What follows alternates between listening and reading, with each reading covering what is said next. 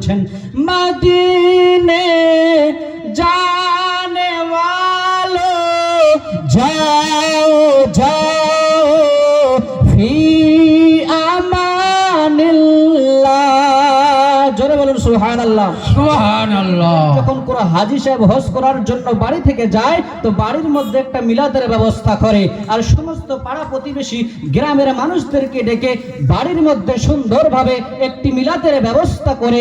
ব্রাদারনাতে ইসলাম সবার কাছে ভুল স্বীকার করে মাফ নিয়ে ব্রাদারনাতে ইসলাম সেই হাজী হজের জন্য উদ্দেশ্য হয়। ব্রাদারনাতে ইসলাম কোনো আশিকে রসুল না যাওয়ার কারণে সকলে দোয়া দিচ্ছেন সে হাজী সাহেবকে, যাও যাও যাও, ভালোভাবে যাও, আল্লাহর ঘর কাবা ঘর জিয়ারত করে, নবী মুস্তাফার মাজার জিয়ারত করে পুনরায় আবার আল্লাহ যেন আপনাকে নিজ গন্তব্য স্থানে যেন ফিরিয়ে আনিয়ে দেন, তার জন্য দোয়া করে কি করে না।